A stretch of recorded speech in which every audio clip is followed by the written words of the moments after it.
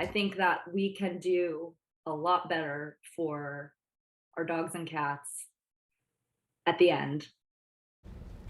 The way pets are cared for from the beginning of their lives to the end of their lives is constantly changing. We now have things like pet insurance, doggy daycare, and even pet hospice.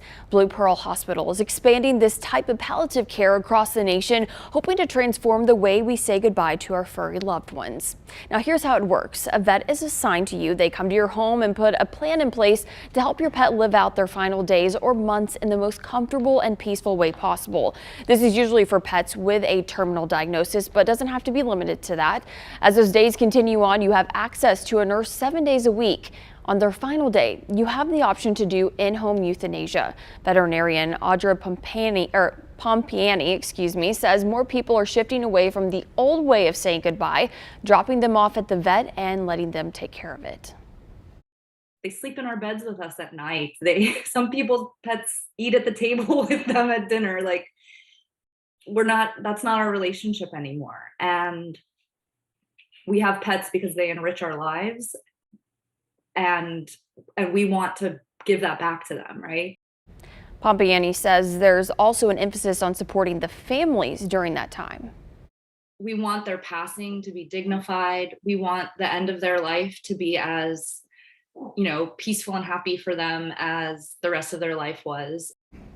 Now, pet hospice is now happening in part due to Congress passing the Veterinary Medicine Mobility Act in 2014. It allows vets to take controlled substances out of their offices and provide services at people's homes. Now, when I first saw this, it caught my attention, obviously, because you've never really heard of pet hospice, but it's not what I thought it was. And I think that it's a great way for families to say goodbye to their pets because, like she said, I mean, we do everything with our pets. Why would we, at the end of their lives, just drop them off? Like, it would be so important just, I think, to have them with you in those last moments. When she said that, I couldn't believe, I didn't know that people literally would drop them off and leave. Like, there's no way I could do that. We lost our dog 2 years ago, and we take ours to Cobb Animal Clinic, and one of the things they do that I love, they have a woodsy area that's like a park. It's also a place for people to walk their dogs, but they have a section there where when we did have to make that decision, we went there as a family and did it together.